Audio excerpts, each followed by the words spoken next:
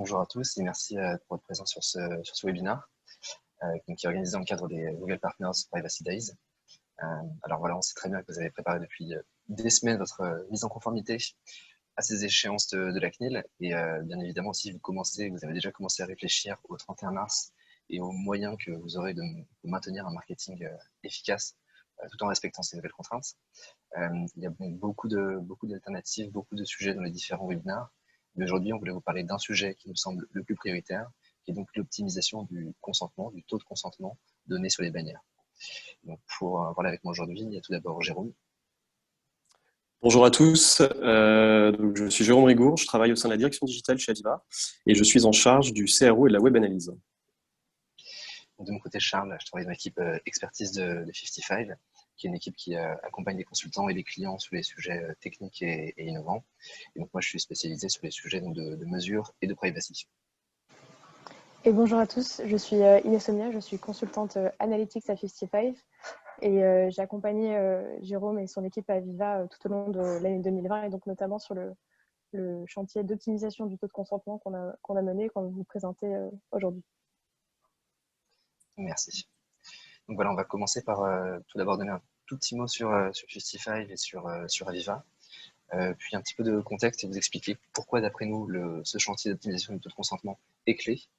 Ensuite, Inès vous détaillera l'approche qui a été conçue et suivie pour aboutir des résultats vraiment très élevés et très impressionnants en termes de taux de consentement. Et enfin, Jérôme, justement, vous délivrera ces résultats, mais aussi des insights plus qualitatifs sur les comportements qu'on a observés sur ces bandeaux. Alors, comment tirer profit de cette session? Tout d'abord, n'hésitez pas à poser vos questions dans la section Q&A de Zoom. On a aussi reçu quelques questions via le formulaire d'inscription auxquelles nous répondrons à la fin. Et donc, vous pourrez récupérer la présentation en suivant cette adresse. Donc, je vous laisse peut-être un tout petit peu de temps pour la noter. Voilà, à l'issue du webinaire. Et donc, pour commencer, mot très rapide sur 55. Donc, nous sommes une société de conseil en data, présent donc en Europe, aux États-Unis et en Asie dans du bureau, avec plus de 300 collaborateurs. On utilise toutes les solutions principales du marché et on accompagne des gros clients, soit français, soit internationaux, vraiment sur toute la chaîne de valeur data, donc en allant du conseil en stratégie et organisation data jusqu'au conseil en médias ou en UX, en passant par l'architecture data. Alors, pour Aviva. Alors, concernant la collaboration Aviva 55, Aviva travaille avec 55 depuis près de 5 ans maintenant. C'est un partenaire privilégié qui nous aide sur plusieurs types de problématiques. D'abord, 55 nous accompagne sur la gestion du stack Adobe. Il nous apporte également un soutien sur les problématiques avancées, aussi bien sur des sujets analytiques que médias. Aviva utilise également comme CMP la solution Consent qui est créée et gérée par 55. Et enfin, il y a des sujets de privacy ou technologiques qui sont régulièrement abordés et font l'objet d'une veille attentive entre les deux sociétés. Et donc du coup, l'optimisation du taux de consentement que nous avons mené depuis maintenant un peu plus d'1 an s'inscrit pleinement dans cette collaboration. Elle se situe à la croisée des 4 chantiers que je viens de vous présenter. Merci.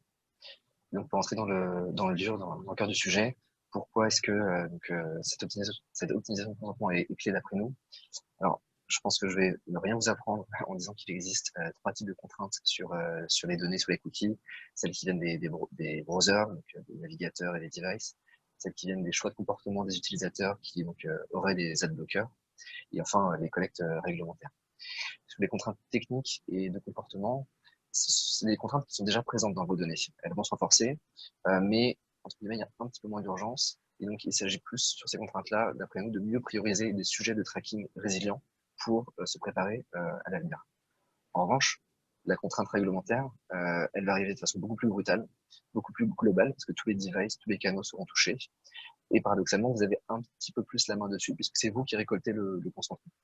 Donc notre conviction, c'est que c'est là qu'il y a le plus d'opportunités d'optimisation pour demander un consentement de façon claire et efficace. Donc plus dans les détails, qu'est-ce qu'on entend par optimisation de taux de consentement? Si on repart des textes, et donc ceci notamment sous l'impression de la GDPR, demande bien un consentement clair, libre et éclairé. Et la CNIL le traduit en une facilité égale d'accepter et de refuser les traceurs. Mais la CNIL n'impose pas un design particulier. Par exemple, si vous souhaitez mettre en place de la symétrie de consentement entre les boutons accepter et refuser, vous avez quand même un petit peu de flexibilité sur comment la proposer. Et c'est sur ce premier axe que Aviva a commencé à travailler. Mais aussi, vous pouvez décider de ne pas proposer une stricte symétrie entre accepter et refuser, tout en respectant l'impératif de facilité égale d'accepter et de refuser. Et la CNIL donne elle-même un design sur la droite de l'écran de consentement dissymétrique qui serait compliant. Donc, compte tenu de cette marge de manœuvre qui est dans les textes, on a accompagné donc plusieurs clients dans des projets d'optimisation de taux de consentement. C'est-à-dire, en fait, trouver des designs qui optimiseront la collecte en accompagnant et en rassurant l'utilisateur pour éviter, par exemple, qu'il clique trop rapidement sur refuser ou sur une croix sans avoir on va dire bien compris les finalités de collecte. Et donc, quand on est venu proposer ce type de projet à Jérôme, ça a fait écho à un certain nombre de bénéfices pour Aviva. Alors effectivement, Charles, comme tu l'indiques, chez Aviva, on a identifié plusieurs avantages certains à maximiser le taux de consentement. Alors déjà, tous les cas d'usage, pour tous les cas d'usage, toutes les données sont impactées et il y a un intérêt fort de continuer à récolter le maximum d'informations. Qu'il s'agisse des données analytiques, des données médias, mais aussi dans une logique CRO, pour être dans la capacité de poursuivre les A/B tests pour avoir un volume de données toujours représentatif. Le deuxième aspect est que ça limite de recourir à la modélisation. C'est certes une arme qui est utile pour continuer à analyser, à comprendre ce qui se passe sur nos sites sans apporter en tout cas d'éléments négatifs, mais ça apporte aussi un biais. Et donc la donnée quantifiable qu'on récupère au travers d'outils analytiques reste préférable finalement à cette donnée modélisée. Le troisième bénéfice, c'est finalement la facilité et la rapidité de mise en œuvre, puisque l'optimisation est clairement simple à tester et elle permet aussi de multiplier les initiatives et de se rendre compte très vite des gains à obtenir qui, dans certains cas, sont évidemment très importants. Enfin, le dernier aspect, c'est que maximiser le taux de consentement, c'est une première brique qui permet d'introduire plus facilement les évolutions réglementaires dans une organisation comme Aviva. C'est un véritable socle, une vraie base, et ça permet d'expliquer et d'embarquer avec beaucoup plus de célérité les personnes de l'entreprise. Et donc voilà, donc en partant de cet objectif et de ses bénéfices, avant de se lancer dans le projet, on a défini avec Jérôme quatre éléments, quatre défis qu'il fallait prendre en compte pour bien réussir. Le premier étant un défi légal et réglementaire, vraiment de s'assurer de la conformité du projet, de la bannière à toutes les étapes. L'idée, c'est absolument pas de contourner la loi, mais vraiment d'utiliser ces petites marges de manœuvre qui sont laissées et surtout en fait de mieux informer les utilisateurs. Le deuxième défi, ça part du fait que comme on est sur un projet d'optimisation, il va falloir mesurer et tester la CMP. Or, on se place ici avant le consentement, donc il a fallu que nous mettions en place des protocoles de test et de mesure qui étaient conformes ou n'utilisaient pas de traceur. Le troisième point, c'est l'image de marque. Alors oui, il va y avoir des variations de design pour trouver le design le plus efficace, mais il faut absolument éviter les dark patterns, c'est-à-dire des UX trompeuses qui ne seraient pas compliant, mais surtout qui endommageraient votre image de marque. Et enfin, il y a un dernier point sur les enjeux business. Il faut que vous posiez la question de la valeur que vous êtes prêt à donner à un consentement. Si vous êtes un publisher, alors, ça peut faire sens d'utiliser un cookie wall parce que la visite avec consentement vous rémunère beaucoup plus peut-être qu'une visite sans consentement. Si vous êtes un annonceur, en revanche, ne soyez pas trop tenté par cette pratique parce que l'objectif de la visite, c'est plus de faire un lead, que ce lead soit traqué, oui ou non. Donc voilà pour ces quatre objectifs. Et maintenant, je laisse la parole à Inès qui va décrire l'approche que nous avons suivie pour atteindre des résultats très élevés. Merci Charles. Donc, je vais vous présenter le cheminement qu'on a suivi pour réaliser ce chantier d'optimisation du consentement avec Aviva. Il s'est fait en 3 temps, donc de l'onboarding des équipes Aviva à la réalisation des tests en mode test and learn. Donc, ce qu'on entend par là, c'est qu'on a commencé par définir le cadrage du chantier, mais que dès le début, on s'est laissé une certaine marge de manœuvre pour pouvoir adapter ce chantier au comportement des utilisateurs d'Aviva.fr, mais aussi aux évolutions qui étaient prévues du projet de recommandation de la CNIL. puisqu'on a lancé le chantier avant d'avoir le projet final validé et publié. Donc la première étape pour nous, ça a été l'onboarding de l'ensemble des équipes Aviva pour pouvoir définir le cadre légal et préparer le chantier d'optimisation. Donc pour vous donner un peu de contexte, on a commencé à évangéliser le projet auprès de l'équipe de Jérôme et de l'ensemble des équipes d'Aviva dès début 2020. Les équipes ont rapidement compris qu'en dehors d'un souci de mise en conformité, il s'agissait aussi d'anticiper la perte de données et donc les impacts business que ça pouvait avoir pour eux. Donc, on a pu entamer des discussions sur l'optimisation de CMP assez tôt, dès mars 2020. Et ces discussions-là, elles se sont faites autour d'abord d'une analyse du projet de recommandation de la CNIL et des règles cibles probables, puisqu'encore une fois, elles n'étaient pas encore définitives, d'un travail de sensibilisation auprès des différentes équipes, donc mené par l'équipe de Jérôme, l'équipe Web Analytics en interne. Et cette sensibilisation-là, elle a été vraiment clé pour bien intégrer le sujet au sein d'Aviva et faire en sorte qu'il soit priorisé et qu'on puisse aussi le partager avec les différentes équipes et les différentes offres d'Aviva, puisqu'on a non seulement réalisé ces tests sur aviva.fr, mais aussi sur une autre offre d'Aviva qui est eurofil.com. Et grâce à ça, on a pu capitaliser sur les enseignements qu'on avait sur l'un pour les adapter à l'autre. Et donc ça nous a permis de valider le chantier avec l'équipe légale et donc de passer à l'étape suivante qui était la définition de la roadmap. Pour définir cette roadmap, on a pu repartir d'un premier benchmark qui avait été réalisé par l'équipe de Jérôme. Donc un premier benchmark de CMP et de différentes bannières d'idées qu'il voudrait mettre en place. Et on a pu l'étoffer en réalisant des ateliers avec les équipes d'Aviva. Et on a comme ça pu identifier les besoins qu'ils avaient et aussi prioriser les tests qu'on allait mener en priorité selon les nécessités d'Aviva. Ces échanges nous ont permis de définir plus précisément les tests, mais aussi les variantes et surtout les KPI qu'on allait suivre tout au long de cette roadmap.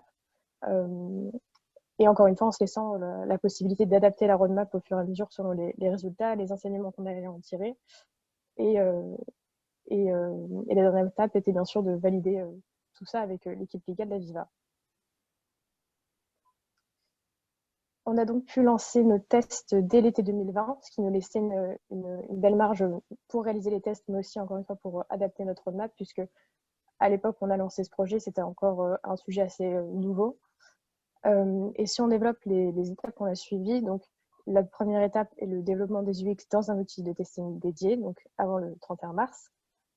Ensuite, on a mis en place un marquage Google Analytics qui était cookieless pour suivre nos différents KPI. Donc, dans notre cas, le KPI principal, c'était le taux de consentement explicite. Mais on suivait aussi des KPI secondaires qui étaient en fait l'ensemble des interactions qu'un utilisateur pouvait avoir avec notre CMP. Donc, les taux de clics sur j'accepte, je refuse, je paramètre en cookieless. Et aussi suivre l'ininteraction, donc que ce soit le rebond ou la poursuite de navigation sans faire de choix explicites. On réalisait des recettes exhaustives sur différents devices et différents navigateurs pour s'assurer que les éléments de tracking, mais aussi les éléments UX étaient comme escomptés. C'est très important vu que c'est le premier élément que les personnes vont voir en arrivant sur le site. Et ça nous permettait aussi de valider qu'il n'y avait pas d'effet de bord sur le site. Une fois les tests lancés, on suivait les résultats de manière quotidienne, déjà pour pouvoir valider que tout se passait bien, mais aussi pouvoir couper une variante qui était manifestement inefficace en cours de test, plutôt que d'attendre et de perdre du temps avec une variante qui n'était pas intéressante. On faisait aussi des analyses beaucoup plus complètes en fin de test pour pouvoir tirer un bilan et itérer sur la variation gagnante. À partir de ces analyses, on a pu constater qu'il y avait des différences de comportement au sein des utilisateurs d'Aviva.fr, notamment les utilisateurs mobiles et les utilisateurs desktop. On constatait qu'on avait un meilleur taux de consentement sur mobile que sur desktop et qu'en fait, ça aurait un impact sur la répartition mobile-desktop qui était retrouvée dans l'outil Analytics d'Aviva. Et du coup, à cause de ça, il y aurait des impacts sur les analyses qui seraient réalisées par Aviva à l'avenir, donc à partir du 31 mars, et donc sur les insights qui pourraient en tirer. Donc l'enjeu du chantier, c'est bien à la fois d'optimiser son bandeau de consentement et son taux de consentement, mais aussi d'identifier tous les impacts et de les anticiper au mieux, les impacts analytiques et les impacts business.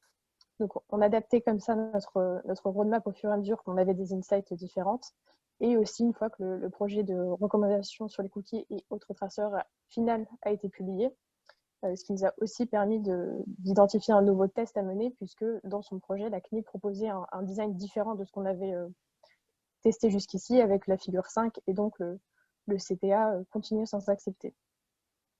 Donc voilà pour la mise en place du chantier. Je vais laisser Jérôme vous présenter plus en détail les tests qu'on a réalisés et surtout les résultats qu'on a obtenus. Merci beaucoup Inès. Alors effectivement, sur les tests, je vais vous en présenter 4. Donc le premier test réalisé, l'objectif était de mesurer l'impact de la nouvelle réglementation sur le volume de données collectées, sans effort d'optimisation supplémentaire. En termes de résultats, on a eu 17% d'opt-in explicites, c'est-à-dire des internautes qui cliquent sur le bouton j'accepte. Ça voulait donc dire une perte de données de 83%. Et donc, suite à ce premier test, malgré un attendu important côté Aviva sur cette perte d'informations, ça a été la douche froide, puisqu'on s'est rendu compte de l'impact de la réglementation. Il est à noter aussi que en termes de résultats sur ce premier test, on a une surreprésentation des visiteurs mobiles portés par les opt-in qui provenaient en majorité du device mobile. Deuxième test, on a mesuré l'impact de l'emplacement et du format du bandeau sur le taux d'opt-in. Alors, le format pop-in, plus visible, a provoqué une nette augmentation du consentement explicite, avec notamment un taux de 48% de taux de consentement. Et tout comme le premier test, on s'est rendu compte que ce taux était plus élevé sur mobile que sur desktop, avec notamment des taux qui avoisinaient les 70%. Alors c'est vrai que c'était un résultat qui nous paraissait intuitif, mais qui ici, sur ce test numéro 2, s'est avéré clairement quantitativement observable. Le troisième test, l'objectif était là de mesurer l'impact d'un changement graphique sur le taux d'opt-in. Alors le changement de charte graphique a consisté à une mise en avant des consentements explicites, avec notamment un agrandissement des boutons ou encore l'ajout d'une image de réassurance. En termes de résultats, on a eu 61% de taux de consentement. On a observé un impact positif suite à ces évolutions de charte, et notamment en ce qui concerne la mise en avant des CTA de consentement. À noter pour l'anecdote que l'ajout du visuel n'a pas eu l'impact escompté. Pour des raisons esthétiques, on l'a quand même conservé dans la version gagnante pour les tests suivants. Et le quatrième test qui a été finalisé il y a maintenant quelques jours, ça consistait à mesurer l'impact d'un changement de wording sur l'utilisation des cookies, mais aussi de pouvoir tester la suppression de la croix de fermeture de la pop-in. Et donc là, on a obtenu un taux de consentement de 70%. La suppression de la croix permet de convertir quelques opt-out implicites en opt-in explicites. Ça a clairement eu un effet positif donc sur le taux d'opt-in. On avait également testé un CTA me prononcer plus tard à la place de la croix de fermeture, mais en termes de résultats, on n'a pas vu d'impact notoire sur le taux de consentement. En synthèse, sur ces 4 A/B tests présentés, c'est que on a observé évidemment une forte évolution, une progression constante sur le taux de consentement, avec plus de 50 points de gagné suite aux optimisations réalisées. Et on a eu aussi des résultats intéressants sur le comportement d'opt-out pour l'ensemble des tests. À titre d'exemple, alors le taux de refus explicite qui n'a jamais dépassé la barre des 10%. Et également l'accès à la CMP, donc au paramétrage pour les utilisateurs, qui est resté très marginal. Et du coup, un opt-out porté par une absence d'interaction avec la bannière, qu'il s'agisse de rebonds, de clics en dehors de la pop-in ou d'un non-choix en cliquant sur la croix. Alors, l'aventure de la roadmap d'A/B test va se poursuivre après le 1er avril. Et notamment, on testera un design CNIL avec la mise en avant du wording continué sans accepter. Alors, au-delà des bonnes pratiques du X, que nous avons appris aussi un certain nombre d'éléments de comportement clés pour continuer à optimiser après le 1er avril. En termes de résultats, je vais vous partager 2 constats. Alors, le premier constat, comme indiqué précédemment, c'est la forte disparité de consentement en fonction des profils d'utilisateurs et plus particulièrement en fonction du device utilisé. on observe, et ça s'est avéré sur l'ensemble des A/B tests réalisés, plus 15 points de différence sur ce taux de consentement entre utilisateurs mobiles et utilisateurs desktop. Et donc, du coup, le device s'est avéré être un facteur déterminant dans cette roadmap et dans les résultats, les résultats obtenus. D'autres axes ont été étudiés, comme le canal d'acquisition également, mais là, l'impact n'était clairement pas aussi différenciant. Un deuxième constat, est que le taux de conversion des utilisateurs est corrélé avec le consentement explicite. Alors, on voit en effet que le taux de conversion au global est rapporté à l'ensemble des utilisateurs est près de 3 fois supérieur pour les utilisateurs qui ont consenti. Donc, c'est un résultat effectivement fort. Et autre point, autre sujet, on va pas forcément parler de causalité, plus de corrélation, mais cela va avoir évidemment plusieurs impacts. Alors, quelles conclusions en tirer? D'abord, de nombreux facteurs vont influer sur le taux de consentement. Cela signifie qu'il va falloir essayer de s'adresser à plusieurs types d'audience pour leur présenter une bannière pertinente. Et ensuite, et au global, comme les utilisateurs qui ont consenti ont un meilleur taux de consentement, ça va donner une impression d'augmentation des taux de conversion dans les statistiques consenties et récupérées dans nos outils. Et donc, il conviendra pour Aviva de rester vigilant in fine dans les analyses qui seront par la suite réalisées. Alors maintenant, quelles sont les prochaines étapes côté Aviva? Alors clairement, déjà, on peut observer qu'on a eu un succès sur la démarche qui a été mise en place avec 55. Ça nous a permis de multiplier par 4 le taux de consentement. Et on est également conscient qu'il nous reste encore un peu de chemin dans la roadmap et sur ce sujet d'optimisation continue qu'on a entamé depuis maintenant un peu plus d'1 an. Alors, sur ce chantier de l'optimisation du taux de consentement, concrètement, quels seront les next steps? Tout d'abord, le déploiement, évidemment, à partir du 1er avril, du meilleur bandeau, en prenant la martingale de tests gagnante. On va également profiter de l'expérience du site Aviva pour décliner sur nos autres plateformes, comme Eurofil, par exemple. Inès vous a effectivement expliqué l'approche qu'on avait dupliquée entre Aviva et Eurofil. On a aussi l'ambition de continuer la démarche et de la faire évoluer pour rester conforme au regard des nouvelles règles et de passer sur une approche véritablement sans traceur. Et enfin, une démarche d'optimisation selon le contexte, avec des approches de bandeaux qui vont être différentes selon, à titre d'exemple, le type de média. Et puis, on a aussi un deuxième chantier qui va concerner là le suivi attentif du consentement. Alors, le taux de consentement que nous avons atteint va évoluer dans le temps. On va, par exemple, se demander s'il y aura une accoutumance des internautes sur l'expérience proposée, pardon. Ce qui pourrait, si jamais ils cliquaient plus sur le CTA refusé, diminuer évidemment les performances présentées. Et donc, par suite, il va convenir de suivre scrupuleusement et de sanctuariser ce KPI en interne. Et l'un des moyens de le suivre et de le sanctuariser, eh bien, ce sera par la mise en place de dashboards, notamment, dans lequel on va retrouver en temps réel le niveau du KPI.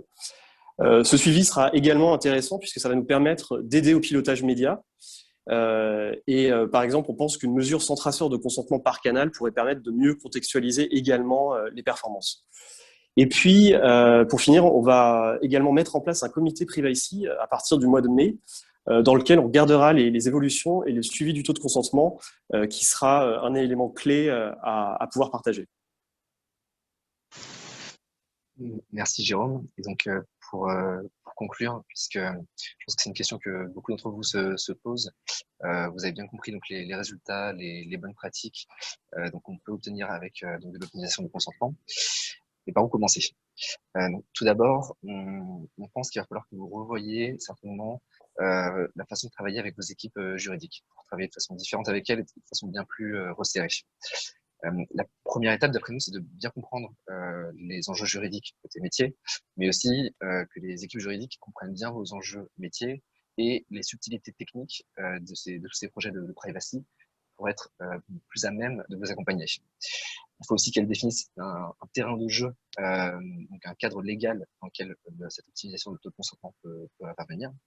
Et enfin, dans cette idée aussi de revoir la façon de travailler avec les équipes légales, il faut vraiment les impliquer un peu comme des product owners, c'est-à-dire que faut leur faire tester des designs, que ce soit premier niveau, deuxième niveau, les différents boutons, parce que c'est vraiment dans le détail que les non-conformités vont se cacher.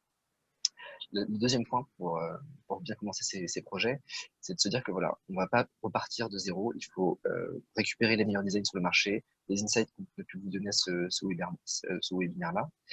Et dans tous les cas, il faut quand même tester parce qu'on l'a vu, le consentement dépend fortement des types d'audience. Et pour tester, il faut le faire de façon itérative, déjà pour rapidement obtenir les bénéfices en termes de collecte de consentement, pour pour tester pour tirer des insights sur chaque variation, pour ajuster la roadmap en cours de route.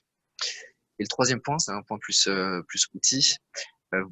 Toutes ces capacités d'optimisation, de test et de mesure sont encore naissantes. Et certaines CMP vont être plus à même que d'autres à vous permettre de faire de l'optimisation de taux de consentement. Donc on pense qu'il y a un enjeu fort pour bien commencer ces projets, qui est donc de choisir les bons outils ou alors de développer des méthodes alternatives qui vont, vous permettre de développer facilement des expériences et rapidement des expériences, et deux, de tester et de mesurer sans traceur, que ce soit avec des setups custom dans les TMS, que ce soit avec du tracking cookieless, Google Analytics ou autre. Donc voilà, les outils sont encore naissants, et donc il faut bien choisir les outils en fonction de leur capacité, ou alors développer des méthodes internes. Donc voilà pour cette présentation. Il nous reste 5-10 minutes de questions. On peut peut-être commencer par les questions qu'on avait reçues sur le formulaire d'inscription. Ouais. Donc on avait une première question d'Anne-Cécile. Quelle solution d'A/B testing des designs alternatives aux outils d'analytics A/B test? Donc question que je comprends comme justement voilà, comment faire de l'A/B testing de bandeaux et de la mesure de bandeaux sans traceur. Alors, en effet, les outils d'A/B test, la plupart des outils d'A/B test du marché, les vrais outils d'A/B test, utilisent par défaut des traceurs. Et donc ça peut être problématique. Donc du coup, ce qu'il est possible de faire, c'est donc de développer du code custom dans votre TMS pour créer des variations sur votre CMP. C'est une façon très custom de le faire. Une autre façon, c'est justement de bien choisir sa CMP pour choisir une CMP qui permettra de faire du testing sans traceur. Certaines le proposent, pas toutes. Ça, c'est pour la partie testing. Et sur la partie mesure, on pense que c'est important de mettre en place une mesure sans traceur. Donc, encore une fois, que ce soit Google Analytics ou autre, beaucoup d'outils proposent ce type de mesure pour avoir un KPI fin sur le taux de consentement, avec peut-être certaines dimensions qui pourront vous intéresser, comme le taux de consentement par landing page, par device, parce qu'encore une fois, tous ces KPIs un peu plus fins ne sont pas forcément disponibles dans les CMP. Donc, voilà comment faire donc, de la mesure et de l'A/B testing sans traceur. On a une autre question sur encore une fois sur le testing. Comment interpréter la position de la CNIL par rapport aux A/B tests? Les acteurs décident-ils d'afficher des A/B tests sans traceur ou attendent-ils le consentement des utilisateurs avant tout affichage? Donc, concrètement, quelle est la position des éditeurs de solutions de CRO par rapport à l'A/B testing? Alors, on va dire que cette position, d'après nous, elle est encore en train de se constituer. Elle n'est pas vraiment arrêtée entre un A/B testing qui serait toujours soumis à consentement et un A/B testing qui pourrait ne pas être soumis à consentement parce que pas de traceur. On va dire que pour l'instant, la plupart des solutions quand même sont restées sur le mode, on va dire, historique de test avec traceur, et donc de test qu'il faut soumettre à consentement. Ensuite, si certaines solutions, et c'est le cas, proposent d'afficher des expériences sans traceur, ça peut être utile dans deux cas. D'abord, pour éviter des effets de flickering si c'est des expériences qui arrivent sur la landing page, premier cas. Et deuxième cas, ça peut être utile si le KPI de conversion de ces expériences se trouve sur la même page que l'expérience en elle-même. Donc, par exemple, un taux de clic, parce que dans ce cas-là, ça veut dire qu'on peut afficher l'expérience sans traceur, traquer le clic sans traceur, et voilà, et donc vraiment avoir quelque chose de cookieless. Mais c'est vraiment des cas qui sont assez marginaux. en dehors du cas justement de pouvoir AB tester une CMP. Pour tous les cas qui impliqueraient d'afficher une expérience sur une page 1 et d'avoir un KPI de conversion sur une page 5, bah là, il faut un traceur pour suivre l'utilisateur et donc tout ça est soumis à consentement. On va peut-être alterner un petit peu avec les questions du chat. Je ne sais pas Inès si tu en as vu quelques-unes. Alors oui, on en a une de Maxime. Pour une entreprise qui aurait un taux de consentement relativement faible, donc inférieur à 70%, et qui donc ne capterait pas dans ses outils analytics une partie significative de son trafic, la question de la représentativité devient cruciale. Comment s'assurer que les informations partiellement collectées par un outil type GA soient représentatives? Ouais. En effet, hein, le taux de consentement va dépendre d'une verticale à l'autre. Et aussi peut-être de l'attachement des utilisateurs à la marque. Et donc, si on est sur des taux assez faibles, avec un risque de non-représentativité, en fait, il faut suivre la recommandation que disait tout à l'heure Jérôme, c'est-à-dire analyser tous les facteurs qui influent sur ce taux de consentement. Par exemple, le device, le canal. Peut-être que dans votre cas, Maxime, le canal aura un impact sur le taux de consentement. La landing page, par exemple, je sais pas, le pays, par exemple, ou la zone géographique. Donc, tous ces facteurs qui, attention, doivent être traqués sans traceur, ils vont vous permettre donc de décomposer l'audience en plusieurs groupes et de comprendre le taux de consentement par groupe pour ensuite essayer de faire des redressements qui vont vous permettre de contextualiser les chiffres. C'est Max Tracer. Donc voilà, on parle de tracking cookieless, mais la CNIL mentionne bien le terme traceur qui est plus large que le cookie, en effet.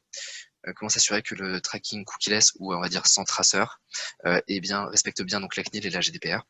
En effet, il faut faire tout l'inventaire des traceurs natifs d'un outil d'analytics, voir tous ceux qui sont désactivables, les désactiver, et parmi ceux qui ne sont pas désactivables, regardez si ce sont des traceurs ou pas des traceurs avec votre équipe juridique.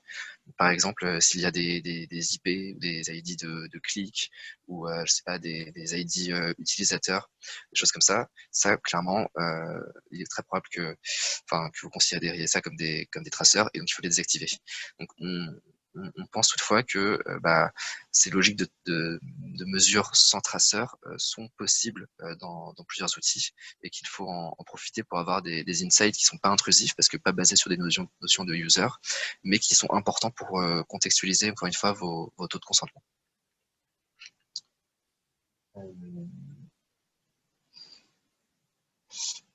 Donc on avait une question-réaction de Gaël dans le chat qui disait que la CNIL n'autoriserait pas donc les AB tests au 1er avril. Comment avancer sur les tests? Donc je pense qu'on en a réfléchi. Il y a des méthodes, soit dans les CMP, soit avec du code custom pour afficher des expériences sans traceur. Et donc il faut que vous choisissiez la bonne CMP, que vous les analysiez ces méthodes et que vous les présentiez aussi à votre département juridique pour qu'il les valide. Et je pense qu'on avait une dernière question donc issue des formulaires sur la position opt-in, opt-out des trackers analytics. C'est la fameuse question sur l'exemptabilité ou non de l'analytics. Donc de façon générale, l'exemption est donc quelque chose qui avait été introduit il y a quelques temps par la CNIL. Il faut bien avoir en tête que c'est un régime exceptionnel et limité. Et donc voilà, on peut pas tout mettre dans l'exemption. La CNIL l'a d'ailleurs rappelé à plusieurs webinaires, je crois que c'était courant janvier, en disant qu'il fallait toujours se rattacher aux critères du strictement nécessaire. Donc de façon générale, l'exemption analytics est possible si l'analytics est utilisé de façon strictement nécessaire. Et de façon particulière, il y a eu des questions sur donc la position de certains outils, Google Analytics et d'autres. Et donc là-dessus, comme vous le savez, peut-être la CNIL a lancé un programme d'évaluation des outils avec une liste de critères précises. Et donc avec une date butoir pour le dépôt des dossiers par ces éditeurs de solutions au 30 juin. Donc on espère avoir un petit peu plus de clarté, mais malheureusement pas tout de suite. Voilà, je pense qu'on a fait un bon tour des questions. Je sais pas s'il en reste encore.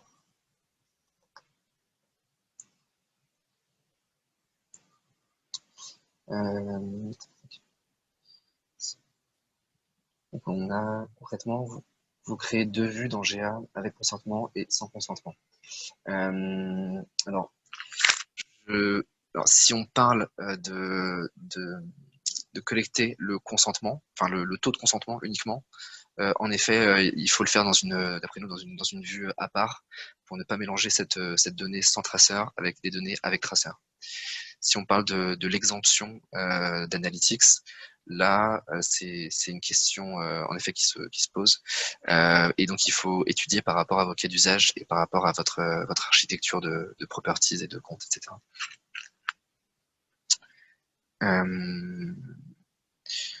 Je pense qu'on a fait déjà un bon tour des questions. Donc, je vous remercie. Et donc, encore une fois, vous pourrez retrouver donc la présentation et le replay sur donc le lien qui sera donc présent sur notre site. Et voilà. Merci à tous.